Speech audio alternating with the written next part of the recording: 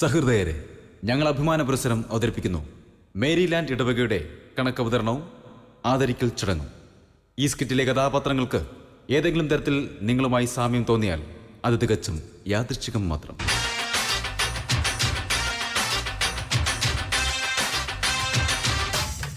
അച്ചോ, രാവിലെ തലയ്ക്ക് പിടിച്ച് പ്രാർത്ഥിക്കാനായിട്ട് ഒരു കൊച്ചച്ഛനെ കാണാൻ വന്നിരുന്നു. അച്ഛനെ കാണാൻ പറ്റാത്തതുകൊണ്ട് ദേ സ്റ്റേജിന്റെ പുറകിൽ ഒന്ന് നിൽക്കുക. അച്ഛനെ കണ്ട് തലയ്ക്ക് പിടിച്ച് പ്രാർത്ഥിക്കാനായിട്ട്. വിളിക്കട്ടെ അച്ചോ?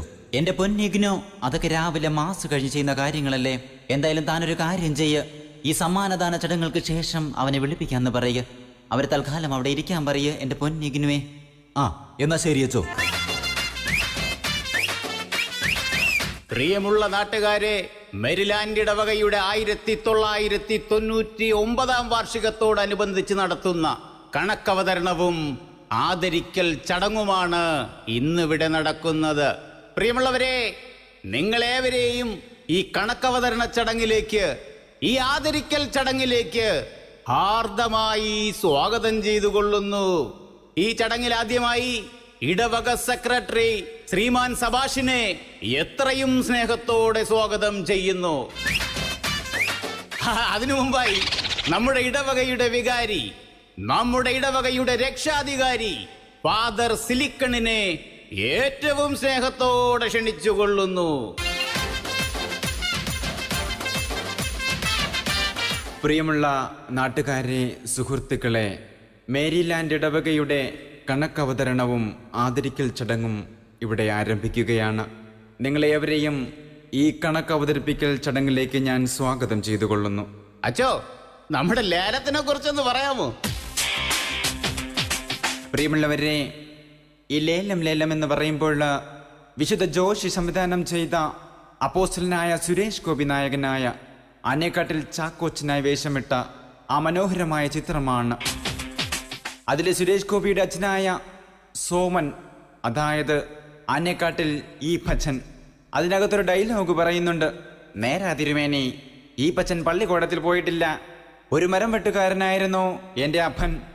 അപ്പൻ മരിച്ച 11ാം പക്കം അമ്മയുടെ കുഴിമാടത്തിൽ കയറി പിടിച്ച ബെർണോ സാഹിബിനെ.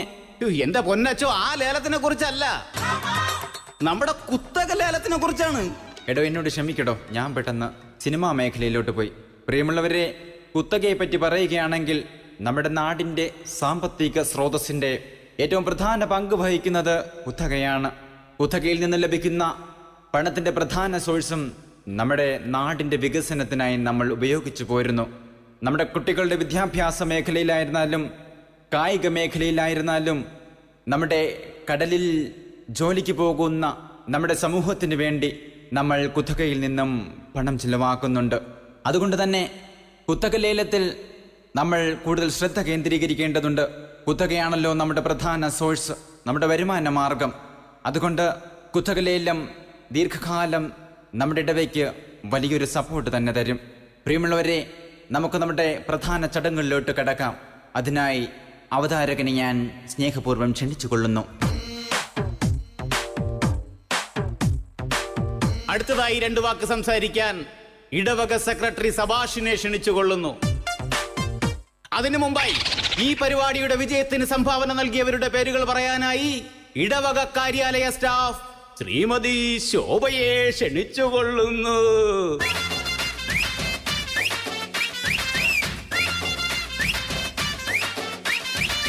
പ്ലംബിംഗ് കട നടത്തുന്ന മേലെപ്പറമ്പിൽ പുഷ്പദാസൻ 2000 രൂപ.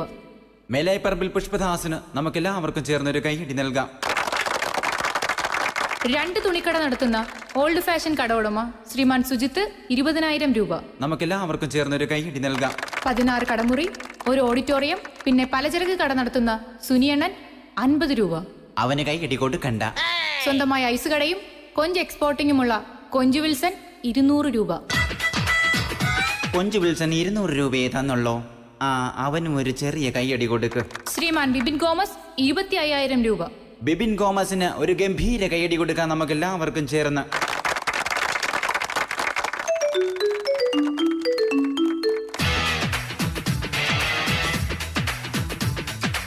ശ്രീമാൻ ബിബിൻ ഗോമസ് 25000 രൂപ. അല്ല, ഈ ബിബിൻ ഗോമസിന്റെ പേരെന്തിനാ 2 പ്രാവശ്യം വായിച്ചത്?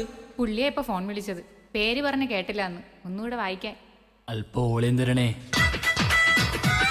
സ്വന്തമായി മൊബൈൽ കടയും ട്രാവൽസും നടത്തുന്ന മോജോ ജോസഫ് 25 രൂപ. സ്വന്തമായി ഐസ് കട, ട്രാവൽ കൺസൾട്ടൻസി, റെസ്റ്റോറന്റ് എന്നിവയുള്ള പ്രാഞ്ചിയേട്ടൻ 1000 രൂപ. സംഭാവന ലിസ്റ്റ് കഴിഞ്ഞ സ്ഥിതിക്ക് 2 വാക്ക് സംസാരിക്കാൻ ഇടവക സെക്രട്ടറി സബാഷിനെ ക്ഷണിച്ചുകൊള്ളുന്നു. അതിനു മുമ്പായി ഈ വർഷത്തെ കണക്ക് അവതരിപ്പിക്കാനായി ഇടവക ഖജാൻജി കൈയിട്ട് വാരി സനീഷിനെ ക്ഷണിച്ചുകൊള്ളുന്നു. അടുത്തത് കണക്ക് അവതരണത്തിനായി നമുക്ക് ഇടവക ഖജാൻജി ശ്രീമാൻ സനീഷിനെ ഏറ്റവും സ്നേഹത്തോടു കൂടി ഈ വേദിയിലേക്ക് ക്ഷണിക്കാം. അച്ഛൻ അങ്ങോട്ട് മാറ്, സനീഷ് അങ്ങോട്ട് കയറ്. ബഹുമാനപ്പെട്ട ഫാദർ സിലിക്കൺ, മറ്റ് വിശിഷ്ടാംഗങ്ങളെ, ഇടവകയിലെ കുഞ്ഞുങ്ങളെ, നാട്ടുകാരെ, ഞാനിങ്ങ് വരുന്നതിന് മുമ്പ് എന്നെ ചിലർ പുകഴ്ത്തി സംസാരിക്കുന്നത് കേട്ടു. ആരടാ കൈട്ട് വാരി സനീഷ് പറടാ. അല്ല, ഇവിടെ മൊത്തത്തിലൊരു സംസാരം കേട്ട് അതുകൊണ്ട് പറഞ്ഞതാ. അങ്ങനെ മൊത്തത്തിൽ സംസാരം കേൾക്കണ്ട പ്രിയ സുഹൃത്തുക്കളെ. കഴിഞ്ഞ 2 വർഷമായി പള്ളിയുടെ കണക്ക് കൃത്യമായി ഞാൻ അവതരിപ്പിക്കുകയാണ്. അതുപോലെ തന്നെ ഈ വർഷവും പള്ളിയുടെ കണക്ക്, പള്ളിയിൽ ചിലവഴിച്ചതും വരവും എല്ലാം കൂട്ടിക്കിഴിച്ച് കൃത്യമായി തന്നെ വളരെ വ്യക്തമായി ഞാൻ എഴുതി കൊണ്ടുവന്നിട്ടുണ്ട്.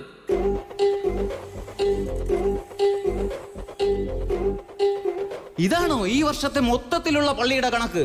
ഇത്രയും കൂടുതൽ ഈ വർഷത്തെ പള്ളിയുടെ കണക്ക് ഞാൻ ഇപ്പൊ അവതരിപ്പിക്കാൻ പോവുകയാണ്. ഇനി ആരെങ്കിലും കണ്ടില്ല കേട്ടില്ല എന്ന് പറഞ്ഞൊന്നും വരരുത്. ഓ, പള്ളി പെയിന്റ് അടിച്ച വകയിൽ 5 ലക്ഷം രൂപ. എന്തോന്ന്?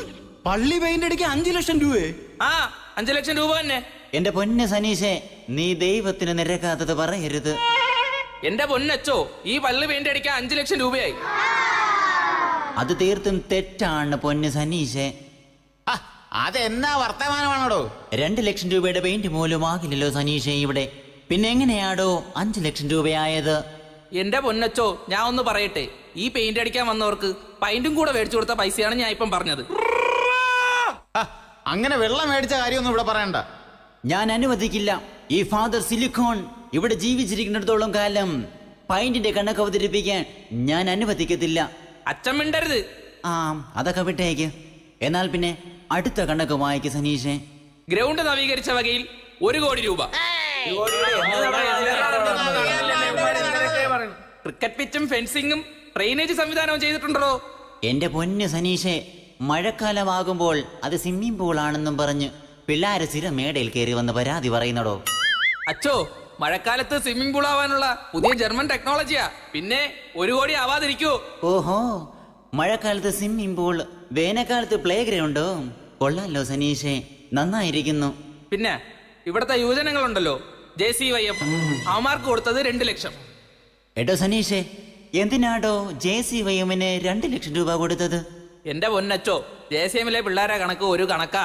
പൂ വാങ്ങാൻ തോവാളയിൽ പോയി പൂ കിട്ടിയില്ല, പോയ ചെലവ് 20,000 രൂപ. ലൈറ്റ് വാങ്ങാൻ ചെന്നൈ പോയി, ലൈറ്റ് കിട്ടിയില്ല, പോയ ചെലവ് 40,000 രൂപ. കഴിഞ്ഞ മാസം യുവജന സംഗമം നടത്തി, അതിന്റെ ഭക്ഷണത്തിന് ചെലവാതി തന്നെ 50,000 രൂപ. എന്റെ പൊന്ന് സനീഷേ, ഭക്ഷണത്തിന് എന്തിനാടോ 50,000 രൂപ? വല്ല അപ്പവും മുട്ടക്കറിയും കൊടുത്താൽ പോരായിരുന്നോ? എന്റെ പൊന്നച്ചോ, ഞാൻ അമാരോട് പറഞ്ഞാണ്, അമാർക്ക് പൊറോട്ടയും ബീഫ് ഇറങ്ങത്തുള്ളൂ. ആ, മതി മതി, ഇനി അടുത്ത കണക്ക് വായിക്ക്. സനീഷേ, ആ തേങ്ങ വെട്ടിയ കണക്ക് താൻ വായിച്ചില്ലല്ലോടോ. അച്ഛനിപ്പോ തേങ്ങ വെട്ടിയ കണക്ക് അറിയണോ? ആ അതെ സനീഷേ, എനിക്ക് ആ തേങ്ങ വെട്ടിയ കണക്ക് അറിഞ്ഞേ ഒക്കത്തുള്ളൂ. അച്ഛാ, ഈ രാത്രിയിട്ട തേങ്ങേന്റെ കണക്കാണോ ഇല്ല പകലിട്ട തേങ്ങേന്റെ കണക്കാണോ അറിയേണ്ടത്? സനീഷേ, നീ എന്തൊക്കെയാടോ ഈ പറയുന്നത്? പള്ളിയിൽ രാത്രിയാണോ തേങ്ങ വെട്ടുന്നത്? രാത്രി ആയാലും പകലായാലും തേങ്ങ തേങ്ങ തന്നെയല്ല അച്ഛാ. ആ, എന്ത് തേങ്ങ കൊലയെങ്കിലായി കൊണ്ടുപോട്ടെ. താൻ ആ കണക്കങ്ങ് വായിക്ക്. അച്ഛാ, ഈ തേങ്ങ ഇട്ടവന് ഞാൻ അതിന്റെ മടൽ അങ്ങ് കൊടുത്തിട്ടുണ്ട്. ആ, സമ്മതിച്ച്. ആ, പള്ളിക്ക് അങ്ങനെ ലാഭമുണ്ടാക്കിയിട്ടുണ്ട്. ഈ തേങ്ങ ആട്ടിക്കാൻ കൊണ്ടുപോയവന് അതിന്റെ ചിരട്ട ഞാൻ അങ്ങ് കൊടുത്തു. വീണ്ടും ലാഭിച്ചു. ഇടവകയുടെ ലാഭം വീണ്ടും സനീഷ് വർദ്ധിപ്പിച്ചു. പിന്നെ വെളിച്ചെണ്ണ ആട്ടിയവന് ഞാൻ അതിന്റെ പിണ്ണാക്കങ്ങ് കൊടുത്തു. വീണ്ടും അല്പം കൂടി ലാഭിച്ചിട്ടുണ്ട്. പിന്നെ ഇതിന്റെയൊക്കെ ഉത്തരവാദിത്തം എല്ലാം ഏറ്റെടുത്തത് ഞാനാണ്. അതുകൊണ്ട് ഇതിന്റെ വെളിച്ചെണ്ണ ഞാൻ ഇങ്ങ് എടുത്ത്. ഓഹോ, വെളിച്ചെണ്ണ താൻ അങ്ങ് എടുത്ത്? ആ, ഞാൻ വെളിച്ചെണ്ണ എടുത്ത്. അപ്പോ പിന്നെ പള്ളിക്ക് എന്നതാടാ? അതെ, അപ്പൊ പള്ളിക്ക് എന്നതാടാ? പള്ളിക്ക് കണക്ക് കണ്ടാ പോരെ? അത് പറ്റത്തില്ലല്ലോ സനീഷേ. നമ്മക്കിപ്പോ അറിയണം. എടോ സനീഷേ, ഇങ്ങനെ കണക്ക് അവതരിപ്പിച്ചാൽ നാട്ടുകാർ ഓരോന്നും പറഞ്ഞ് മേടയിൽ കയറി നരങ്ങും. ശരി ശരി, ഇനി അടുത്ത കണക്ക് വായിക്കും. ഇനി അടുത്ത കണക്കൊന്നും ഇല്ല. വരവും ചെലവും പറയാൻ പോവുകയാണ്. ഇനി അത് കണ്ടില്ല കേട്ടില്ല എന്നൊന്നും പറഞ്ഞോണ്ടിരിക്കരുത്. പള്ളിയിൽ ഈ വർഷം പിരിഞ്ഞു കിട്ടിയ തുക 2 കോടി രൂപ. ആ, കഴിഞ്ഞ വർഷത്തെക്കാളും 1.5 ലക്ഷം രൂപ കൂടുതൽ കിട്ടിയിട്ടുണ്ട്. കൂടുതൽ കിട്ടിയിട്ടുണ്ട്. വളരെ സത്യസന്ധമായ കണക്ക് തന്നെ. പിന്നെ 2 കോടി കിട്ടിയപ്പോൾ 2 കോടി 2 ലക്ഷം രൂപ ചെലവായി. അതെന്നാ വർത്താന? 2 കോടി 2 ലക്ഷം രൂപ ചെലവാ? കണ്ടാ, 2 ലക്ഷം രൂപ പള്ളിക്ക് കടമുണ്ടാക്കി വെച്ചിരിക്കുന്ന കണ്ടാ? കൈയിട്ട് വാരി സനീഷ്. അങ്ങനെ പള്ളിക്ക് വേണ്ടി ഈ സനീഷ് കടമുണ്ടാക്കി വെക്കല. പിന്നെ നീ എങ്ങനെ ഈ കടം വീട്ടിയെന്നാ സനീഷെ പറയുന്നത്? ഞാൻ മറ്റേ സ്വർണവും വെള്ളിയും പണ്ടൊക്കെ വിറ്റ് പള്ളിയുടെ കടങ്ങ് തീർത്തിട്ടുണ്ട്. സ്വർണവും വെള്ളി? സോജി, നീ ഇനി മിണ്ടാൻ നിൽക്കണ്ട. ഞാൻ പറഞ്ഞില്ലേ, സനീഷ് മിടുക്കനാ. അവനവന്റെ ഭാര്യയുടെ സ്വർണവും പണ്ടവും വിറ്റ് പള്ളിയുടെ കടമെല്ലാം വീട്ടിയിരിക്കുന്നു. എന്ത്? പള്ളിയുടെ കടമെല്ലാം നിന്റെ ഭാര്യയുടെ സ്വർണം വിറ്റ് നീ വീട്ടിയെന്ന്. അച്ഛ ഇത് എന്തോന്ന് പറയണത്? ഞാൻ എന്റെ ഭാര്യന്റെ സ്വർണ്ണമൊക്കെ വിറ്റ് പള്ളിന്റെ കടം വീട്ടിയെന്നാ? എന്താ സനീഷ് നീ പറഞ്ഞു വരുന്നത്? നീ ആ കടം തീർത്തില്ലേ? നിങ്ങൾക്ക് എന്താ തലയ്ക്ക് ഭ്രാന്താ? ഞാൻ ഇവിടുത്തെ പൊന്നും കുരിശും വെള്ളിക്കൂടവും വിറ്റ് കടം തീർത്തെന്നാ പറഞ്ഞേ. പിന്നെ പള്ളിക്ക് എന്താ സനീഷേ ഉള്ളത്?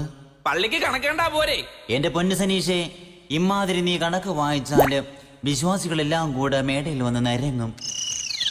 എന്റെ പൊന്നച്ചോ, നമ്മുടെ നാട്ടുകാർക്ക് ഈ കണക്ക് എന്തിനാണ് ഏതാണെന്നൊക്കെ മനസ്സിലാവും. പിന്നെ ചില വിദ്വാന്മാരുണ്ട്, അവർക്കാണ് ഈ കണക്ക് കാണുമ്പോൾ എന്തെങ്കിലും പ്രശ്നം വരും. നമ്മളെന്തെങ്കിലും വികസനം നടത്തിയാൽ അതിൽ കുറ്റവും കുറവും കണ്ടുപിടിച്ചിട്ട് അവർ വരും. നമ്മളെ ഈ നാട്ടുകാർ തന്നെയല്ലേ തെരഞ്ഞെടുത്ത് വിട്ടത്. അപ്പോൾ കമ്മിറ്റി ശരിയില്ലെന്ന് തോന്നുകയാണെങ്കിൽ അവർ വരട്ടെ നമ്മുടെ ഇടവകയുടെ ഭരണസമിതിയിൽ. അതിന് അവർക്ക് സമയമില്ലല്ലോ. അവർക്ക് വിമർശിക്കാൻ മാത്രമല്ലേ അറിയൂ. സോജ, നീയെങ്കിലും അല്പ വോളിയം തരണേ. ഡോ സഭാഷേ, തനിക്ക് വോളിയം ഞാൻ വീട്ടിൽ തന്നിവിടാം. താൻ അവിടെ ഇരിക്കും. അച്ചോ, കമ്മാട് തന്നേണ്ട മണി റോസിന്റെ വാഹനം നമ്മുടെ ജംഗ്ഷനിലെത്തി. പ്രിയമുള്ളവരെ, നിങ്ങളേവരും ആകാംക്ഷപൂർവ്വം കാത്തിരുന്ന സോഷ്യൽ മീഡിയ ഇൻഫ്ലുവൻസർ മണി റോസിത നമ്മുടെ നാട്ടിൽ എത്തിച്ചേർന്നിട്ടുണ്ട്. പ്രിയ യുവാക്കളെ, നിങ്ങൾ മണി റോസിനെ കണ്ട് ആകാംക്ഷപൂർവ്വം കൈയിടിക്കുവാനും സെൽഫി എടുക്കുവാനും ശ്രമിച്ചോളൂ. പക്ഷേ മണി റോസിനെ കയറി പിടിക്കരുത് എന്ന് പ്രത്യേകം അപേക്ഷിച്ചു കൊള്ളുന്നു.